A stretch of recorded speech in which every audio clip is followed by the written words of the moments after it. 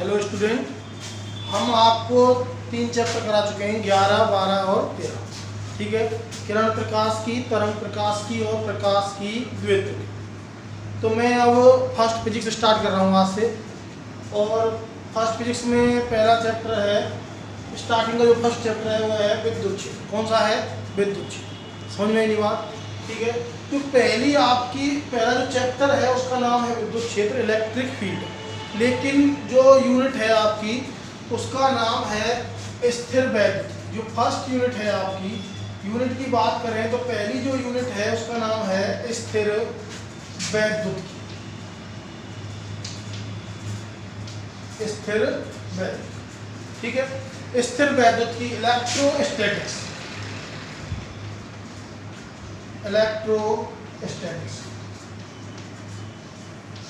Electrostatics में आप जो पहली आपकी यूनिट है इलेक्ट्रोस्टैटिक्स में, आप इसमें 4 चैप्टर पढ़ेंगे। और 4 चैप्टर कौन कौन से हैं?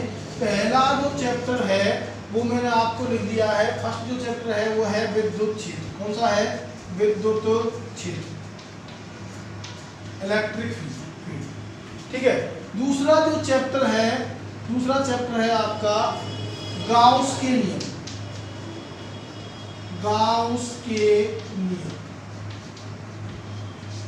एंड अनुप्रयोग। दूसरा जो चैप्टर है गाउस के नियम और उसके अनुप्रयोग। तीसरा जो चैप्टर है, तीसरा है आपका विभव और विभवांतर। विभव और विभवांतर। चौथा जो चैप्टर है आपका विद्युत धारा। विद्युत धारा। तो जो पहली आपकी यूनिट है इलेक्ट्रोस्टैटिक्स, स्थिर वैद्युत की है। स्थिर वैद्युत की में आप 4 चैप्टरों का अध्ययन करेंगे। विद्युत क्षेत्र, गाउस के नियम और गाउस के नियम के अनुप्रयोग। तीसरा है विभव और विभवांतर। चौथा है विद्युत धारा। तो मैंने पहला चैप्टर लिखा विद्युत क्षेत्र, इलेक्ट्रिक फील्ड। विद्युत क्षेत्र के बारे में बात करने से पहले हमको कुछ आवेश के बारे में पता होना चाहिए। समझ में आएगी बात कि आवेश क्या होता है और आवेश के क्या क्या गुणधर्म होते हैं, आवेश कैसे उत्पन्न किया जा सकता है। ठीक है, आवेश कितने प्रकार का होता है। तो हम पहले थोड़ी सी चर्चा करेंगे आवेश के बारे में। किसके बारे में चर्चा करेंगे? आवेश। अच्छा, पहली बात यह है कि इलेक्ट्रोस्टैटिक्स किसे कहते हैं, स्थिर वैद्युत की किसे कहते हैं। जैसे कि आपने पढ़ा है फिजिक्स की बहुत सारी शाखाएं होती है। यांत्रिकी, मैकेनिक्स होती है, यांत्रिकी होती है, थर्मो ऊष्मागतिकी होती है, थर्मोडायनेमिक्स होती है। इसी प्रकार से भौतिक विज्ञान की एक शाखा है, ठीक है, इलेक्ट्रोस्टैटिक्स, स्थिर वैद्युत। इसमें होता क्या है कि इस शाखा के अंतर्गत स्थिर आवेशों का अध्ययन किया जाता है। स्थिर आवेशों एवं उनके द्वारा जो प्रभाव उत्पन्न होते हैं, स्थिर आवेशों के जो गुण होते हैं उनका अध्ययन किया जाता है। ठीक है, तो भौतिक विज्ञान की वह शाखा जिसके अंतर्गत हम स्थिर आवेशों का अध्ययन करते हैं, उनके गुणों का अध्ययन करते हैं और स्थिर आवेशों से जो जो प्रभाव उत्पन्न होते हैं उनका अध्ययन करते हैं, क्या कहलाती है? इलेक्ट्रोस्टैटिक्स कहलाती है। क्या कहलाती है? इलेक्ट्रोस्टैटिक्स। समझ में आई बात? ठीक है, तो इलेक्ट्रोस्टैटिक्स के अंतर्गत आप 4 चैप्टरों का अध्ययन करने वाले हैं। तो पहला चैप्टर हमने डाल दिया है और ये जो टोटल चैप्टर है, चारों चैप्टर, ये यूनिट है वो शायद 9 नंबर की, कितने नंबर की है? 7 नंबर की। कितने नंबर की है? 7 नंबर की। चारों जो चैप्टर हैं वो 7 नंबर के। कितने नंबर के हैं? 7 नंबर। इनसे एक न्यूमेरिकल आता है, किसी से भी आ सकता है, और एक इसमें से बड़ा क्वेश्चन आता है 4 नंबर का, 28, 29, 30 नंबर के जो क्वेश्चन आते हैं। ठीक है, तो हम पहले चैप्टर की बात करेंगे। तो पहले चैप्टर की बात करने से पहले हम बात कर रहे थे आवेश की बात। किसके बारे में बात कर रहे थे? आवेश के।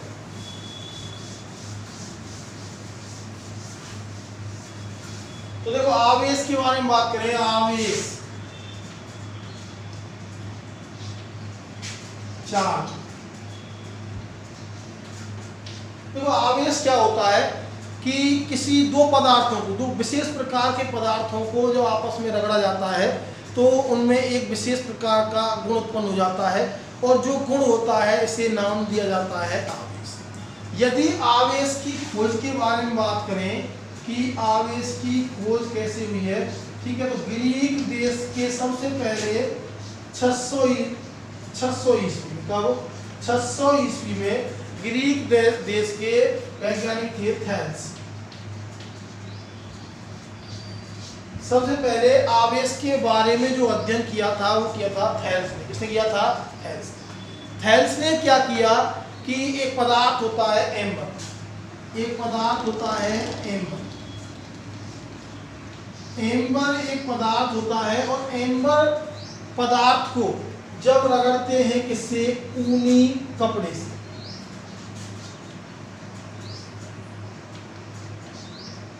ऊनी कपड़े, समझ में आई बात? ठीक है, एक पदार्थ होता है एम्बर, एम्बर एक रेजिन होता है जो बाल्टी सागर के किनारे पाया जाता है, जीव जंतु द्वारा उत्पन्न किया जाता है। ठीक है, तो इसके बारे में ज़्यादा आप जानकारी लेने की कोई आवश्यकता नहीं है, आपको ये पता है होना चाहिए कि एम्बर क्या है? एक विशेष प्रकार का पदार्थ है। क्या है? पदार्थ है, रेजिन होता है, समझ में बात? ठीक है, तो एम्बर एक पदार्थ है। जब एम्बर नामक पदार्थ को थैल्स ने क्या किया? एम्बर नामक पदार्थ को ऊनी कपड़े से रगड़ा। किसे रगड़ा? ऊनी कपड़े से रगड़ा। और एम्बर को जब ऊनी कपड़े से रगड़ा तो एम्बर नामक पदार्थ ने एक विशेष गुण ग्रहण कर लिया। एम्बर नामक पदार्थ ने क्या गुण ग्रहण किया कि वो छोटे छोटे जो तिनके होते हैं, भूसे के टुकड़े होते हैं, उनको उसने क्या कर लिया? आकर्षित कर लिया। समझ में आई बात? ये जो गुण उत्पन्न हुआ एम्बर में, ये जो विशेष गुण उत्पन्न हुआ, ये विशेष जो गुण है ये क्या है? आवेश है। क्या है? आवेश। लेकिन थैल्स ने आवेश नाम नहीं दिया। थैल्स ने केवल ये बताया कि जब एम्बर नामक पदार्थ को ऊनी कपड़े से रगड़ा जाता है तो एम्बर नामक पदार्थ एक विशेष गुण ग्रहण कर लेता है, अर्थात एम्बर नामक पदार्थ छोटे छोटे तिनकों को, ठीक है, भूसे के टुकड़ों को अपनी ओर आकर्षित कर लेता है। एम्बर नामक पदार्थ से छोटे छोटे तिनके चिपक जाते हैं। ठीक है, तो इतना प्रयोग किया था किसने? थैल्स ने। एम्बर जो पदार्थ है, इस एम्बर ये जो एम्बर पदार्थ है, इसे ग्रीक भाषा में इलेक्ट्रम कहते हैं। क्या कहते हैं इसे? ग्रीक भाषा, इसे ग्रीक भाषा में इसका नाम होता है इलेक्ट्रम। क्या नाम होता है? इलेक्ट्रम। ठीक है, एम्बर को ग्रीक भाषा में इलेक्ट्रम कहते हैं, और इलेक्ट्रम शब्द से उत्पत्ति हुई है इलेक्ट्रिसिटी की। किसकी उत्पत्ति हुई है? इलेक्ट्रिसिटी। तो इलेक्ट्रम जो शब्द है उससे निकल के आया है इलेक्ट्रिसिटी। कौन सा शब्द निकल के आया है? इलेक्ट्रिसिटी। इलेक्ट्रम से निकल के आया है इलेक्ट्रिसिटी, जिसे क्या कहते हैं? विद्युत की कहते हैं। क्या कहते हैं इसे? विद्युत की कहते हैं। समझ में आई बात? ठीक है, तो मैंने आपको क्या बताया कि आवेश बेसिकली है क्या? जब दो पदार्थों को रगड़ा जाता है तो दोनों पदार्थ हैं वो कुछ विशेष गुण ग्रहण कर लेते हैं, जिसको आवेश नाम दिया गया है।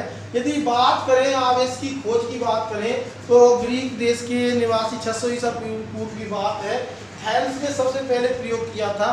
थैल्स ने एम्बर नामक पदार्थ को ऊनी कपड़े से रगड़ा था। किसे रगड़ा था? एम्बर को ऊनी कपड़े से रगड़ा तो देखा कि एम्बर है वो रगड़ने के पश्चात छोटे छोटे तिनकों को अपनी ओर आकर्षित कर लेता है, एक विशेष गुण ग्रहण कर लेता है। ठीक है, और इस विशेष गुण को नाम तो नहीं दिया गया था, आवेश बाद में नाम आवेश दिया गया था। इस विशेष गुण को आवेश कहते हैं, ये बाद में बताया था बेंजामिन फ्रैंकलिन ने, अभी बताऊंगा मैं आपको।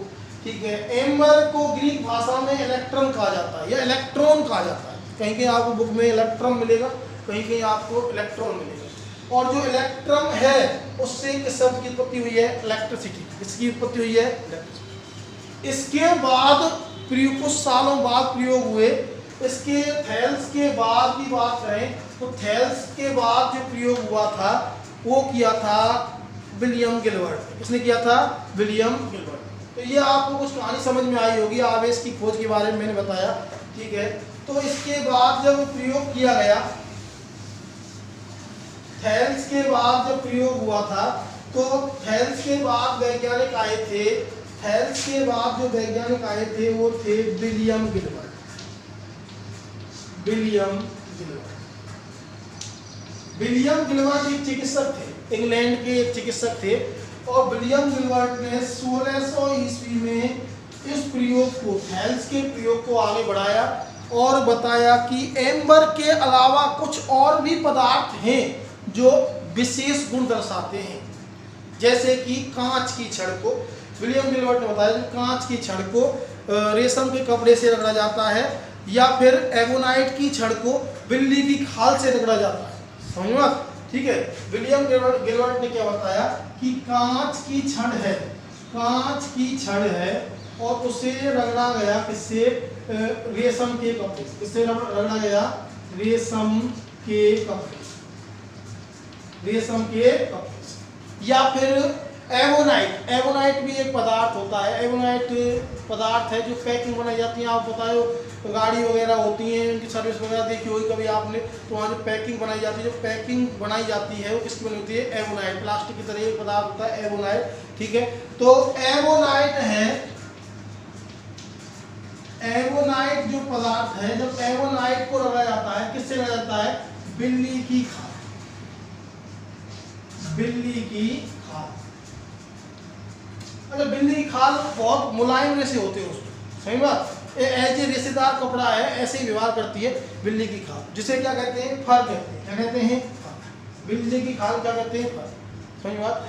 तो विलियम गिलबर्ट ने क्या बताया? थैल्स के बाद 1600 ईस्वी में विलियम गिलबर्ट ने बताया कि एम्बर के अलावा कुछ और भी ऐसे पदार्थ हैं जिनमें विशेष गुण पाया जाता है रगड़ने पर। कौन कौन से? कांच की छड़ को जब रेशेदार रेशम के कपड़े से रगड़ते हैं, या फिर एबोनाइट की छड़ को जब बिल्ली की खाल से रगड़ते हैं, तो इनमें भी एक विशेष गुण आ जाता है। ठीक है, और इनको रगड़ने पर इनमें जो धारा बहती है उसे घर्षण विद्युत कहते हैं। क्या कहते हैं? इनमें जो धारा बहती है, इनको रगड़ने पर जो इनमें धारा बहती है उसे क्या कहते हैं? घर्षण विद्युत। समझ में आई होगी बात? ठीक है, आवेश के बारे में।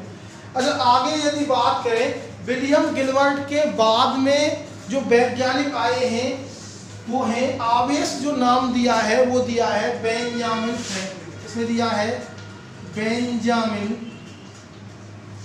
फ्रैंकलिन। आवेश का जो आवेश नाम दिया है, इस गुण का, ये जो गुण विशेष गुण है, इसका आवेश नाम दिया है बेंजामिन फ्रैंकलिन। किसने दिया है? Benjamin Franklin. और प्रकृति के आधार पे बेंजामिन फ्रैंकलिन ने बताया कि जो आवेश है, जो आवेश है वो दो प्रकार का होता है। कितने प्रकार का होता है? दो प्रकार का होता है। एक तो होता है धनावेश। कौन सा होता है? धनावेश, पॉजिटिव। ठीक है, और एक होता है ऋणावेश। कौन सा होता है? ऋणावेश, ऋणावेश। ठीक है, तो यहाँ आपको पता चला होगा कि आवेश के कितने प्रकार हुए? आवेश दो प्रकार का होता है, धनावेश और ऋणावेश।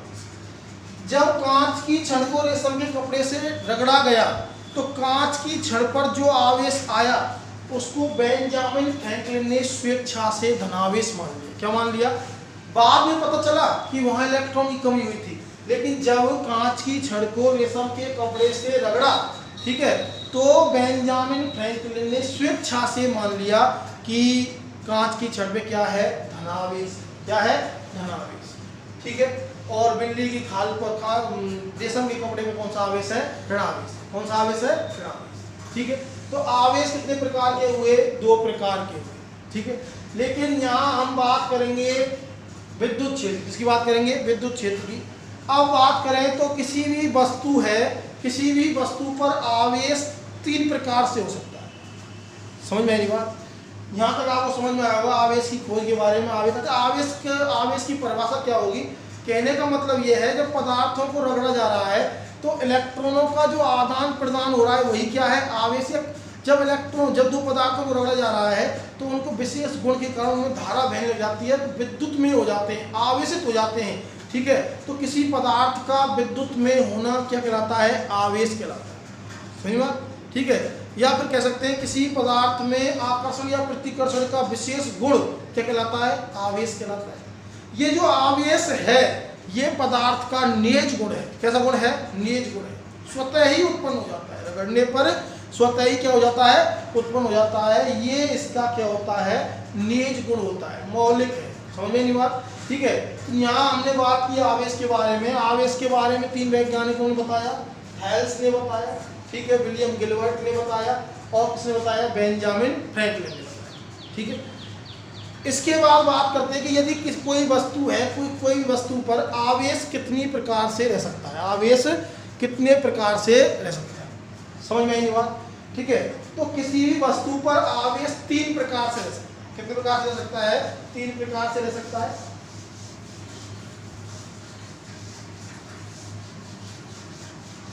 किसी भी वस्तु पर आवेश 3 प्रकार से रह सकता है।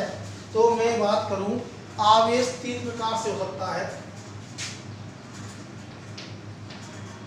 कैसे हो सकता है 3 प्रकार से?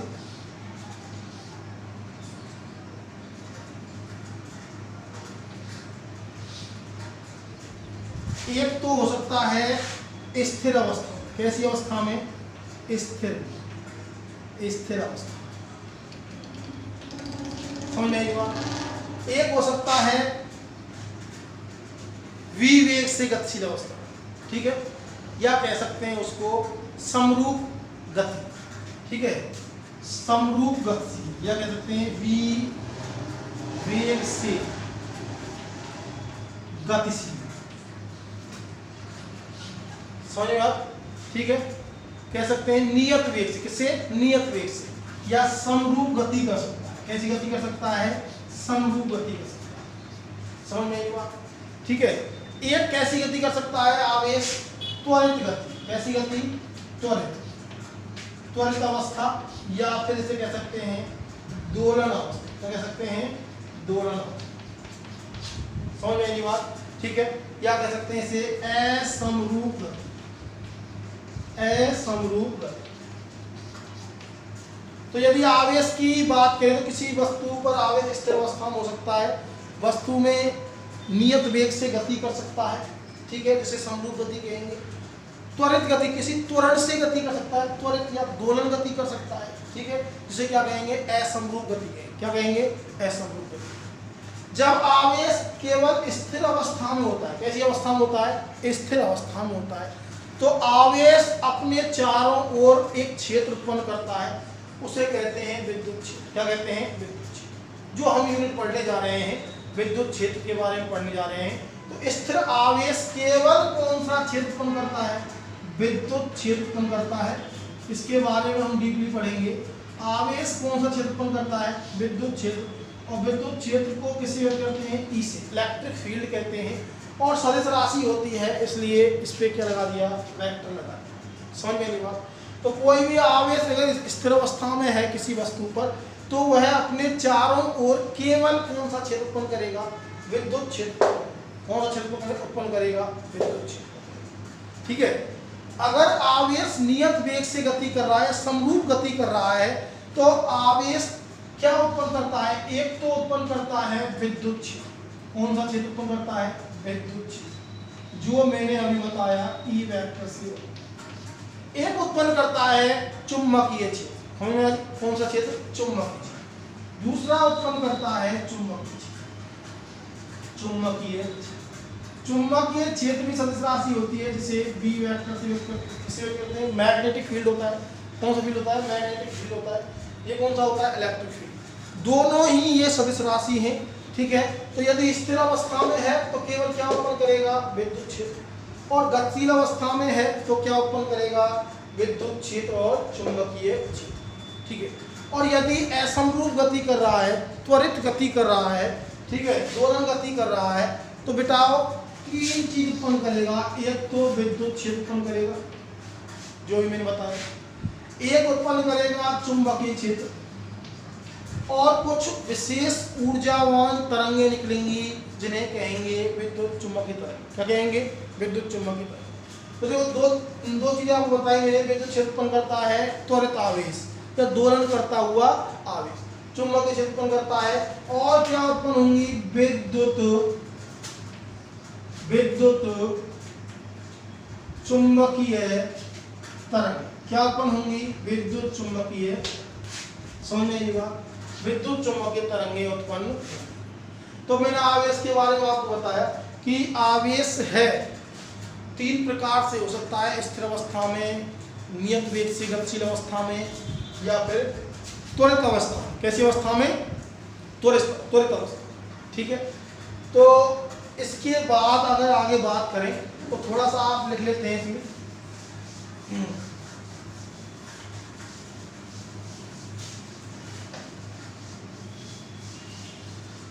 तो थोड़ा सा लिख लेंगे। तो पहले आप हेडिंग डालेंगे स्थिर वेग। क्या डालेंगे? स्थिर वेग।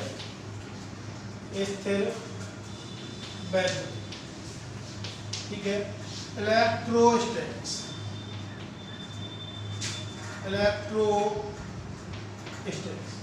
देखो, भौतिक विज्ञान की वह शाखा जिसके अंतर्गत स्थिर आवेशों एवं उनसे उत्पन्न प्रभावों का अध्ययन किया जाता है। भौतिक विज्ञान की वह शाखा जिसके अंतर्गत स्थिर आवेशों एवं उनसे उत्पन्न प्रभावों का अध्ययन किया जाता है स्थिर वैद्युतिकी कहलाती है। भौतिक विज्ञान की वह शाखा जिसके अंतर्गत स्थिर आवेशों तथा उनसे उत्पन्न प्रभावों का अध्ययन किया जाता है स्थिर वैद्युतिकी कहलाती है। स्थिर वैद्युतिकी कहलाती है। अब आप हेडिंग डालेंगे आवेश की। आवेश की थोड़ा सा इसमें आप लिख लेते हैं, अनइम्पोर्टेंट हो तो कोई ज़्यादा पूछा जाता है। आवेश की कोई लिखो 600 ईसा पूर्व 600 ईसा पूर्व 600 ईसा पूर्व 600 ईसा पूर्व ग्रीक देश के थैल्स नामक वैज्ञानिक ने बताया कि ग्रीक देश के थैल्स नामक वैज्ञानिक ने ग्रीक देश के थैल्स नामक वैज्ञानिक ने बताया कि जब एम्बर को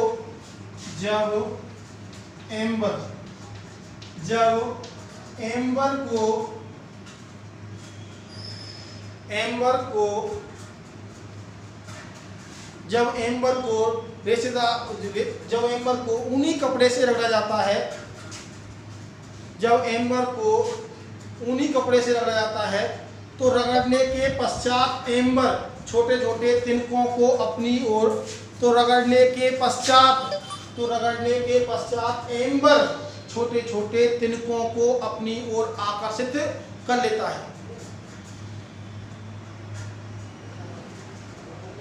छोटे छोटे तिनकों को अपनी ओर आकर्षित कर लेता है, अर्थात एम्बर एक विशेष गुण ग्रहण कर लेता है।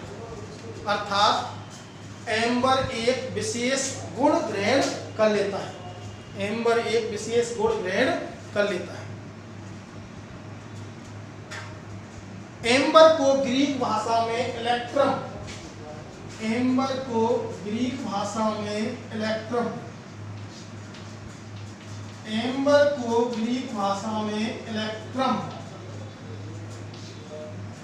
एम्बर को ग्रीक भाषा में इलेक्ट्रम कहते हैं, जिससे इलेक्ट्रिसिटी शब्द की उत्पत्ति हुई है।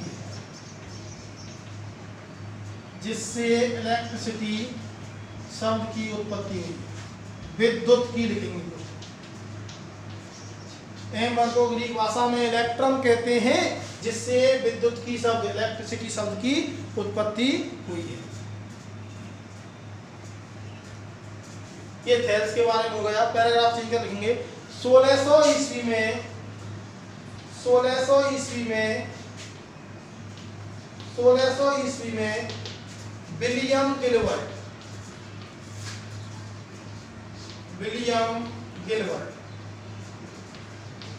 1600 ईस्वी में विलियम गिलबर्ट ने बताया कि 1600 ईस्वी में विलियम गिलबर्ट ने बताया कि एम्बर की तरह ही 1600 ईस्वी में विलियम गिलबर्ट ने बताया कि एम्बर की तरह ही कुछ अन्य पदार्थ जैसे कांच की छड़ को रेशम के कपड़े से रगड़ने पर, जैसे कांच की छड़ को रेशम के कपड़े से रगड़ा जाए। 1600 ईस्वी में विलियम गिलबर्ट ने बताया कि एम्बर की तरह ही जैसे कांच की छड़ को रेशम के कपड़े से रगड़ा जाए, या एबोनाइट की छड़ को,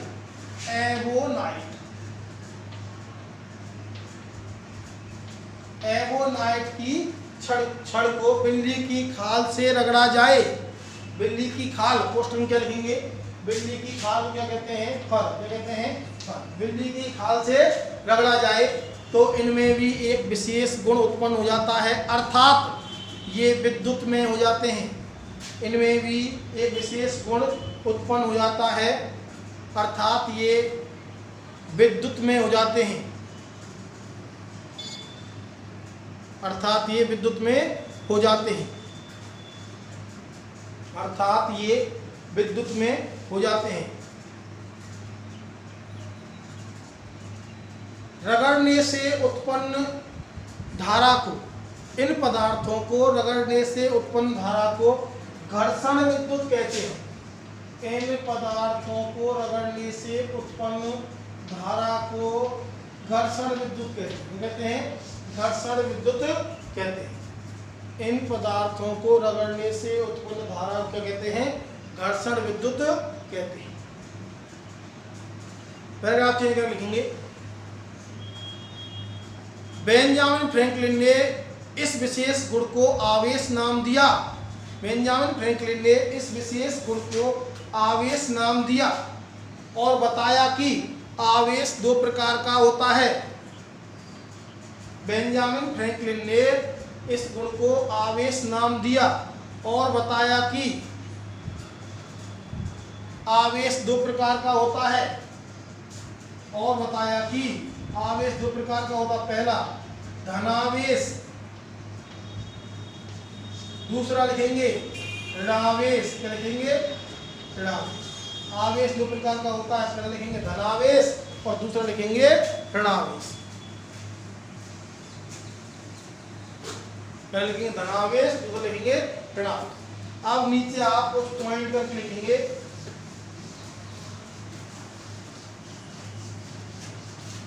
कुछ पॉइंट डालेंगे नीचे आप, पहला स्टार डालेंगे, स्टार डालने लिखेंगे,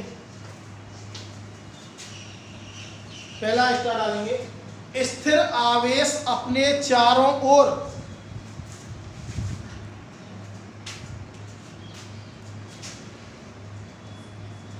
स्थिर आवेश अपने चारों ओर, स्थिर आवेश अपने चारों ओर केवल, स्थिर आवेश अपने चारों ओर केवल विद्युत क्षेत्र, विद्युत क्षेत्र क्वेश्चन में विद्युत क्षेत्र उत्पन्न करता है। स्थिर आवेश अपने चारों ओर केवल विद्युत क्षेत्र उत्पन्न करता है। ठीक है, दूसरा स्टार लगाएंगे, नियत वेग से गतिशील, नियत वेग से गतिशील, नियत वेग से गतिशील आवेश अपने चारों ओर, नियत वेग से गतिशील आवेश अपने चारों ओर विद्युत क्षेत्र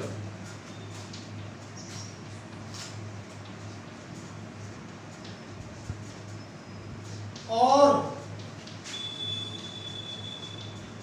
चुंबकीय क्षेत्र उत्पन्न करता है। चुंबकीय क्षेत्र, चुंबकीय क्षेत्र उत्पन्न करता है, अपने चारों ओर विद्युत क्षेत्र और चुंबकीय क्षेत्र उत्पन्न करता है। तीसरा स्टार लगाओ क्लास,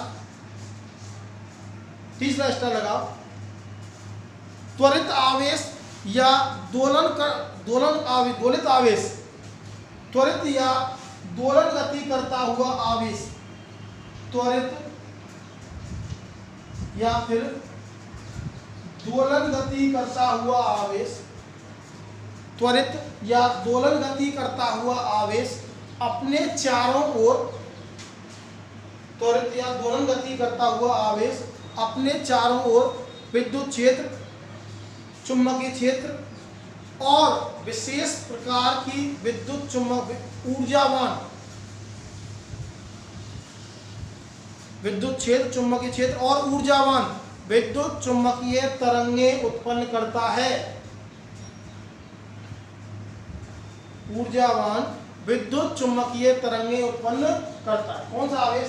त्वरित गति करता हुआ या दोलन गति करता हुआ आवेश क्या उत्पन्न करता है? विद्युत क्षेत्र, चुंबकीय क्षेत्र और विद्युत चुंबकीय तरंग। अब बात करते हैं कि एक क्वेश्चन है, आप क्वेश्चन को आप कल समझाएंगे। एक क्वेश्चन लिखें आप,